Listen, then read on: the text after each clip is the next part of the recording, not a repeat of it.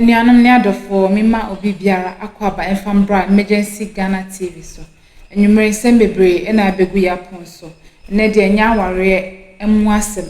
Ne nye me boy agya me ga agya me kunu echiti ewo me so. Na emom ene eye asase eho asem. Na ne nyina ene se eye akuafo bi omo kro bi so. Ena omo de abeto mpenifo enim se eye kromofo mpenifo epese omo fa kwati kwan bi so. Na moje o masase efrom nsem asase a omo yeso adwuma mom nsa ekoma no on pese omo fa kwan so echinchi won nsa na moje from nsem na yenko hwe video no na nya munti ase yie na ye ba mosomfo na nakosia metwe ma adwen kakra e de afa video ni Pacho dini de say Pacho mdidi Willy Kwajo Godfrey ade be ya Willy Kwajo Willy anase Willy okay Godfrey okay me de metimi aye Kwajo God Kwajo e Pacho yin na free bae Pacho ma mi free Kwame Danso Pacho ani God Papa also within no Pacho me de amu akoko Pacho kwaku ma ne so ma me de amu akoko Bramo Bramo Pacho also free na bae so if you come now sister e de ba sam na de modere ma we dey why na dey asem ne ba kwaku amwa me no ne dey buy but we didn't kind yanko wa ansa ne ba na okay dey asem ofa we dey achopa na dey fam so na atu mpenifo asa ye akuafo ene yeti Kwame Danso enkurase ya kire medeni na sefo na ya ti se business man bia e fe no Dangote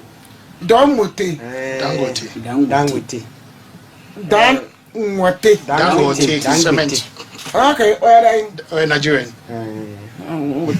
okay good Celestia nana yeka ho ansama ne papa mpanyifo na twa ase aja omunyi adom na asase no eso ane yedo yinyira ya kuafo nti on de ma emwa ye omo de madaya mpacha ye de man no bia asem ni mu biem yese omo to asase na ma no wa be yesu adu bibia hwede wo so company be na eton ama no ahemfo nananom ahemfo na eton ama eton edi ama da wonte no God nti eno ye pa won atwa na ase ye din na efi se etu atwa the best match yi mo na hu no social media se so wasan aba na obe lunch na yi na wa share program na ni dwumade na ase nti yesako mpinifo na ase ko bisa na omuka asisi de omunim ho hwe bai how ne se yasisi pillars was asini mu ai kire se adwuma no be koso basa no na sabe yenhu option bi a be fa so nti ye hwe program ni hu se no se sa dia e be ba ne dia chopa simu so na mo dia ma mpinifo se seom omo agitum se ba bi eti enyina ya kuafo ne wo ho nti omo dia asase no ma kwa mesu be fa obitimi afa enyina adwuma ana se bibi wo ho a sen ne ye no na se ye nheda hu ne mamu enu nti na nne e dia ba se di be a chopa bi simu so na mo ne mpinifo aden akasa na omo dia asase na omo ajai ama se be ya ye so bitimi ye adwuma dia hwe yemma Pacho asase ni how many acres 25,000 hectares 25,000 hectares Pacho ani okay eno na ko acre mu ayesen no na 25,000 hectares mama be kame ketre ma no fayi na wonim ni acre dodo no hectares no so de mi so minim over so gidem ya se de ani bu se de asase ne kese o mo fa ne de mu mienu nko am de ana Pacho 3 communities asase God me pacho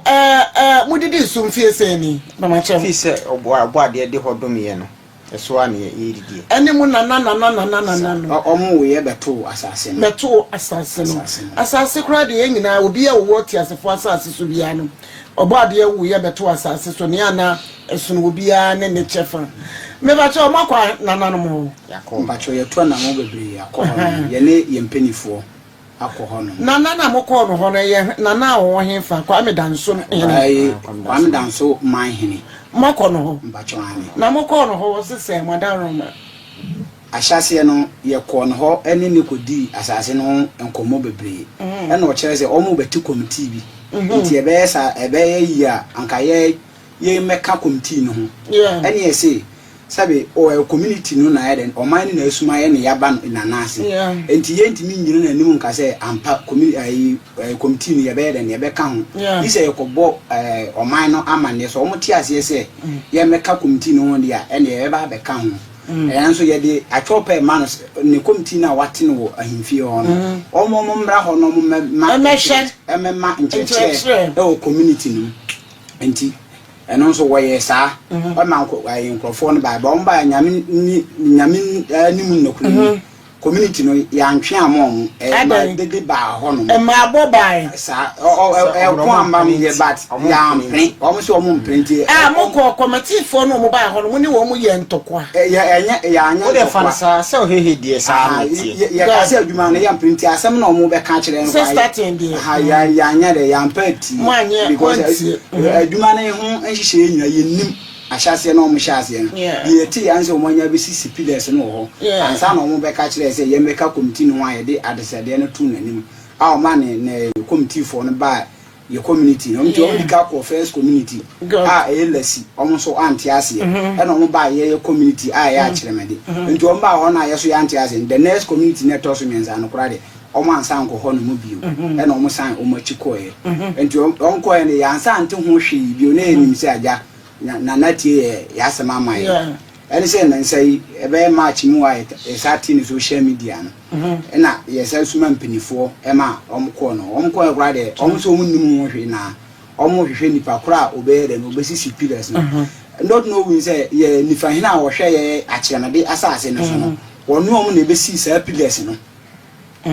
ewo ye honom no afi nso ye sa ko ye na wo se kasi omunnim ho hwe na se ye na kakra na wo se aja ye de beda mpanifo na mo fa so epo macho e de mai pacho MP wo krom ni assemble man ni mo ni wo mu nyina committee members wo mu nyina transfer di asem na o maka fa ho e pacho me amika se me na me assemblyman e wo ai achelemede ho no e na me bra yuso o na ye committee chairman okay e wo ai wo man ni mu achelemede kru dia na ada two communities na assemblyman na nka ene o mo ne beba ba enema menu miensa binti amo mo ntina yere anka en ho amede amba nega se assemblyman ni committee member ena mo ba ha no achelemade assemblyman ena achelemade committee member god fine case me ba chawo mo hu MP no acheche nsemu nyina mu ache MP well MP de yan shedan ko no ho adan bato ba ho ena ye de tu nanim ena o ka se go wom se o ba eye ne mo eye no e wo se ye ni mpinifo tenase ne ye nhihye sa na MP kan se e company bi na ebe du ahwede no god it is some ni mpinifo tenase ne ye nhihye ni god but you sa ko man hene ho na o ka se onnim hu no okay na mo yama hyem because the minimum is say ansa na sabi obi ba be ye project bi ewo ekuro bi aso no ekuro bi enyini mase mo be ye project but enyini mase ebi a mo be wi am ho akodwi o mu nioma no atwagu because pentene asase na hokwa pentene asase na hokwa ne na na edidi so eti samu be gidi aye project bi mpo a asasam no wo mutranse na di obi a deserve no ya de ma no but I think say baby a obi akodi asase bi a odi ye project no yen hwe bibi ti se kwan a yedwie kwan a yedwie ansa na obi be ba bedwi kwan no obuchia obi a sika compensation ema wo mo ewo efiefie a yejugu enti se asase etino I think say enya dia wo mbetimi ebedwi agukwa but ekuro ni be fefa na free nsase na ho no ana onu baba ye project but nka ye hu ni ye asase ko mu ne mutranse asumdwe mu mine no e friend say dan mo twe no mo na transe dangote no ye nim no kura mune no na yada na muti say din Simpenifo na last yi abana twa. Because the entire America say no, mo ma ye mebo obi din wa ha. Me pacho mama no nsi wa ka chiri. Me kwaku. Mama no nsi. Mo ma ye mebo obi din wa ha abra edipapo ne ye innocent. E ma ye nya trouble because mo na mo de say din na ba. Eti me pese ne busam say nipa na mo bo ni din no. Mo ye sure 100% sure. Say eye wono e na ebe ye contract no ho. Money di mbacho ani. Okọ social media kura na say Gogora na wo Dangote project in Kwame Danso a ubehu eda ho no. Ohwefo samatinya ye ne ye ka ye yi ye hu frem. Omo de wo masam aba ha ne na ye ka. Eti ye nyanko gogoro yi. Era mi pacho kwa last year. Yanko gogoro yi hu dombo te so na moto so gombo te. Yanko gori ti yan Ejapa TV yanka ho. Amrantie na de papa ni din abaho. Yes. Papa radio ni TV so asem ye ka no. Awade. Ti sa wo ka bibi na wan hye ya wo de obi ani monyamfo bi din be ba betudwa. Ekina na ye atwe abo so ti na meka no. Na mokoya ya muhunu ya no munya na yi mo so mo twere bibi guase na. Ani na nka pese me kakakra. God meet you. Last year ni twa mu no. Ye ni former regional minister na wo bran hafo no. Ono ba emiene no committee e be kan asase no ho asem ono ba oba emiene no kuhia e wo Pentecost asonda kesi ha ma oba ka se ondo bi sa penifo ne se asase no office o maka ho asem awi enso saba se mempene bi wo nti se o bi so mo so menya o mo nka se e ma so mo nka nkire no pizza na ni hia nti o mo ama na boss adin o mo ana boss adin e na to mo mu chi me pa macho mo di number bi ba mpanyinfo bi ba panyini ba de ye be frɛ no mo pese ye frɛ no pacho mo nka nkyere be panyini ba nana nyimma wo hwan on na ye ayi dwan asai ahemfo no on na ye on frɛ no abu ahusu wona da wo hwa project no na da ano ado mo ba ye ho no kura ka kyerɛ se ni nsisi adan enko ye kuro mi se na ye nsisi mda ni se na ho de aho nyina ka domuti asa ya Ghana mama yanka sembi nkyerɛ enipa titirufo ni bi mo ni diem sabi mo nkrofo anase mo dom no a wo mu wokuro no mu no wo mu na ma mo ye mpanimfo e wokuro no mu se wo mu ni ho a mo so mo nyadan mo ni ho so ahu eti se bibi saaba awase mpanimfo mo chi wo mu nyina atena se na ekwan a mo befa so no mo beka sa ni die mu cause ekuadwuma eye se wo mo bagie hin wo mo fa hin wo mo fa awase se government kra na agi a government pe wo bi na wo ma ekuafo no wo mo tena se na woni wo mo kasa na akoma we atoyem etina time so beti asi bibi esikro we so ya twetwa ni pasikai ye pra we ye kum we ne nyina ebinum kire se ya na entoto ye ne nsese ya e wo se ye sese no at times ya na ema eni kwan se kwaku ne kwadwo o mu sorry free kwa me danso to eba kumase e sese ye ko yi a ta wo mu ma ti yebesra mpanimfo a mutie ya mo wakwa me danso yebesra mo ani die mu kase se project bi wo hosa mo be ya mpa nananom mon transe na mo ni emofrei ani akuafo no mon ka wo mumom na die obi a deserve no mon fa manipa no anya sa project bi wo ho mo be yakura na anya adwuma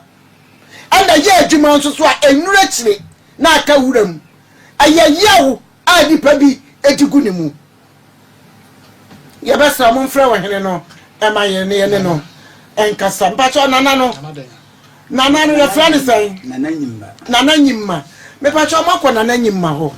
mpacho no de yankọ no na mo ko no ho a mo fitin ya mo de na ba ha yi eni de ebe ne wo mu a mo si ye mfra no me pacho mfra no me pacho hwe ade bia ye ne kwanso ebi a mokọ no ho kwaku mokọ no ho wantie mo asem wa reject mo wa didi motam na eno de mo ba nana ye de epebia ye de beko so mo mfa nko na mo de number sese nana eye mu krom ni tie ni ye o wono na project no okuta no me bo on le down de ye ba ni se ye betu me ma akase ni enu abekuro no mu amama ebedi mochi abekuro no mu wenya ma asem obi anfa oba efiri hanom ni wo mochi nko ye betu me ma akantene akase entienti ankrowa aba kwa me danso ni ya ba be meeting nana anya ntokwa ena nana ye ba be ko anya ntokwa eye obuo anidie because omo ba hai ya kire ne kwan because sabi de nipa nyame adom achede a wode ache nipa de akoduro no ye ntoto ya adom achede na se na nanya ye boni bi a ye be frɛ no se enya frɛ ni se pemo moto atwi kwaku me wa wo de wani afika krade a me kan sa me boa ka kire me mitiwase sa de me kan sa me boa pa mu kire me omua omua eni kwa se ye frɛ no because mo akono ho na watoto ayampia bi amamode a eni na ye frɛ na busa ne se adenti ana wode mo fa asa akwan no so ne mo nanano no mo wofa no mo papa no mo nko nanim wado na da project na no mo ko nanim mpacho ma dabi na ma mpacho di ntia ye say nka mo friend ni tio ye ko nana ma hene ho good e ma ne ka kire say dwumadi no wone nifa hene na e friend nana asempa buadu ono ka kire say I project ni say o mu nim ho hwe god na enti ye afan say nana ma hene nankasa aka say dwumadi no mu nim ho na kire say ba ye nim say we ni na ye den e dan dabi yen kanisa mahini ne kuro no ya dan eye ne dia na sa mahini say ade na e ba wonim ho hwe ya eye den na ni fa hina na say ne chiame anai enim hu bibi anti mahini be hwe say ne chiame ni fa hina ni bonkum hina enfiri na chi ama tam kuro no e fanto atopre me pa chawo obetimi ya transi ayesa eti na me pese ye be kwa mahini ho akobisa no because mahini woni mo aka so woni mo ho hwe ye fra no ya fa ni di ama no because wo so woni mo ho hwe ya hemfo no ye buwo mo pa sa na ye police fo ye buwo mo but obi tutwi na ba ha de a ye tena se ye dan bom kuro no ni ye hunu se ye target na be target ho hia ni kwa se ye mahini so woni mo ho hwe na ni fa hene ni bonkum hene de o mu de o mu se no wan mahini ada adwuma besini na so na wati committee na wayi wahini we se wahini we da no eti no se adwuma ni nya ba so ampa na chesa mahini na disappoint mo na ga se wanka no kra nkyere mo mpacho enunti na ye se ye de ba dan ye so no ye ntran se mfra mahini wa hagisi ye kokuru no mu mpacho yati wati mo asem na se mpacho ma asem kase we gi se ye kokuru no mu ne ye kokobisa mahini na wano waka sentesa na ya be record ato ho na mahini ne ka obi eni wa se yakọ no nchen bi ya mpacho waku wo dey say me classmates we na ye ba we wa kwaku dey me classmates eti no me bi ho na me ka na emwa ka kire me abrewa emwa ne kwanso anu god ye hanom no ye sua de to obi ba hanom a sabi eniani afi asam no hwem na ya ahemfo semanya so omu so ye nka wo mosem o ye ka wo mosem bet ho ba sa wo nko wo hene nanim ama ne nka hwe nkyerɛ wo nko bu sa ne hwe ama won ka senti a adenti no beti ya ne o tini din wo radio so obeti ya ne say ye friend radio so enya fe eti no kwaku bi wo ho aka na ye koya nim onu anu no se enunti ya se e dia chopa ba be simo so god na mo aboy se be ya because e ba so a hwe kwam na so the whole memfanse kuru na da ho no se be se 1000 a mo nya be se 30% omo ye adwuanfo omo nyina ya kuafo ti se ba se saase no omo de ma e be han omo skura 50 years ye ti ya omo 50 years e no ba be ya adwuma oso nti adwuma betimi afa nyina god so ntimi fa nyina ya ka kwan me ne de ho fa kwan be na mo be fa so yeah nti ne yesi ye hwe program so a ye hu ne se afutuo ne atwa nti ne yesi no se sade a ye be ba ne de ye ha ba dan na mo boy am asabi ya nya ba bi e bi di ne de ahwe ye nkola sabe ya dachi omo be ye god mo ba ye na ye pa mo ba ye nso am sama betie afutuo kakra mo so mo di atum kotodwem ye hwe Ghana fo nyina akora nhye se asase no omo fa me ye mpuntudwuma abra mo didi so ache mo nana no mo didi so ayefa de mu hia amamu na sa omo de mu hia de mamu eno to so se de mu deserve no say deserve sao won say mo person mo ba touch sa amenchiremu asase ne de ebia ha de ebia manfon no ho yemfa ho ma no ne enhwe ba bi sa ho ba bi sa so sa but ni person de ebia kina ni po wa ho de se o de koma na o se meji ni nya na no kwa na o ye ne de ntimi me de yan ya do no ba ye no mo sa de ye no no fa ko wo do ko anim no wado abo achi enti asase no wasam edi ba bi wo ho de but no no eye enso menyi ma menyim so mo pa ho de a mentimi nkire because sesi ano mo pese obi be touch ana se o munya amamre ni asede because sesi mi won wo ye mom de so mo ja asase no ma ne e do so e be boa ye okay na mpacho di nti a ayese de ye ka no ana se ye nti ye ho ase no ahyase no mo be ya de o mo ka che se ayesini no anu no mo be de o mo di bedua ahwede no enu achi ni ebe hu se pillars no mo be si aben kro na ngaza wo hwe wafuom ya de bia be si ho obi afuom si wo no wo de bia be si wafuom me ma fo de ai me wo fa afuom na ebi si wo no papa kwa ku ya de bia be si wafuom me ma fo mi si ho but pillars no mo de kro mu kasa na ne bi si eti no omo toto omo pamba mo ya mu chese mo nya za because it is say ya ka say no ebia e mo di pillar so de ye nyira enim say wo ko top protocol na di pillar ni say na no cha say e hye no yeah ba no enti chire bi but na wa say nka wo mo e chire nsemu ansa na wo mo de sa no ma esa na mo ja akuafo na yam sisiye de won di pressure kura be nya pressure ti ya be sre kwa me dan so se afidie eduru ho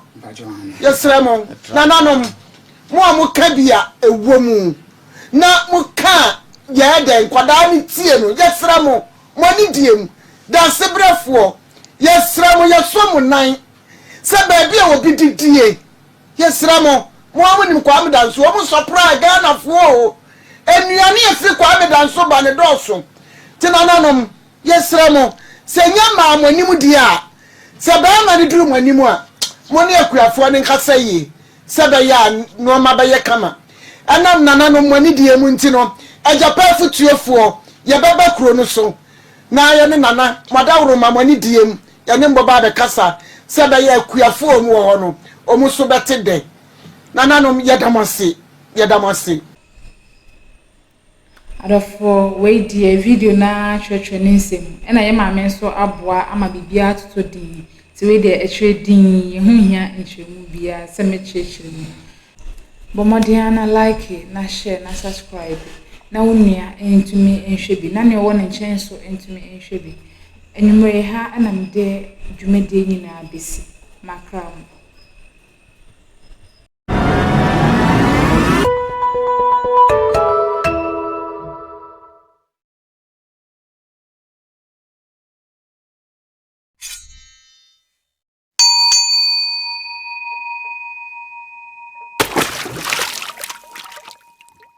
Have you ever tried to buy something online only to get scammed, or have the seller waste your time? Or maybe you're a seller who spends hours preparing an order only for the buyer to cancel last minute? We get it. That's why we created Coreplan, a simple, secured marketplace designed to protect both buyers and sellers. Coreplan is here to end the frustrations with a reliable solution. Our team noticed that a lot of people are either being scammed or losing valuable time and resources due to unregulated marketplace practices. So we built Copland to tackle this problem. So Copland uses a secure payment method known as escrow, which keeps payment safe until both the buyers and the sellers are satisfied with the transaction. Here is how it works. When a buyer orders an item, the payment is held securely, meaning the seller doesn't get paid until the item is successfully delivered. The seller is notified and can accept or decline the order. If accepted, they reach out to arrange the delivery. Once the item is delivered, the seller marks it as delivered. So from there, the buyer has 48 hours to confirm they are happy with the product or to request a revision if there is any issue. When the buyer is satisfied, they accept the order and the funds are therefore released to the seller. If no action is taken within 48 hours, the order is automatically marked complete and the seller will be paid. Copland is here to build trust in online buying and selling. With our escrow system, both buyers and sellers can feel secure, knowing their time and money are protected.